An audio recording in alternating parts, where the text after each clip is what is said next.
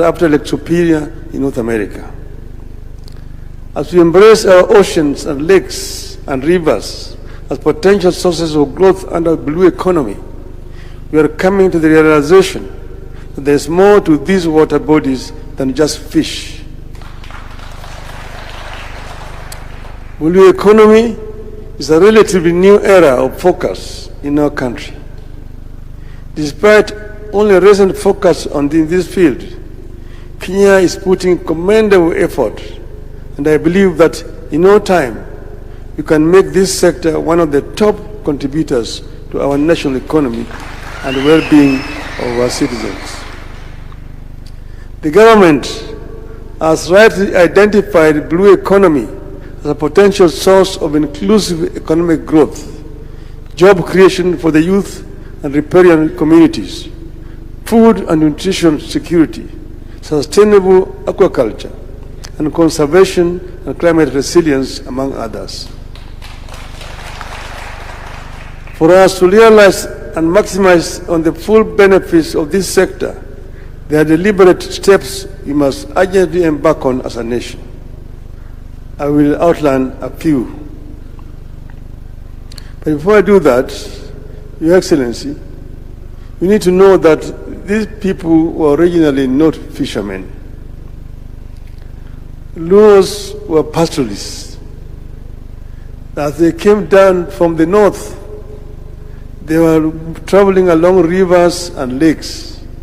That's why they are called river lake Nilotes. But sometimes in their history, about 200 years ago, their cattle, their stocks were decimated by an epidemic 200 years ago. That's when they turned to the lake, to fishing and to sedentary life at that time. But that pastoralism life is still very much in their blood. These people here, they know how to borrow remo. With the agreement that the blue economy is part of the new trend going into the future, we need to roll out a clearly understood and implementable policy of training and deploying an army of ocean scientists, marine biologists, seafarers, petroleum engineers, fishers, and many other maritime professions to help us explore and exploit the full worth of our maritime bodies. I believe we all agree that we have barely studied what lies in our ocean waters and the ocean floor. We have barely studied our lakes to fully appreciate and exploit what lies in and below them for our use. We have only scratched the surface with regard to our capacity for shipping and water logistics. We have hardly explored our capacity to generate and export seafood, among other items that the rest of the world have invested in from maritime economy. We develop and implement a robust and comprehensive mechanism for management and protection of all maritime life, breeding grounds, to enable life in the water sustain a blue economy. We must also embark on protection of maritime vegetation like mangroves, reeds, and other plants that are known to be critical to the lives in the oceans, rivers, swamps, lakes, and all other water bodies, therefore, to green economy.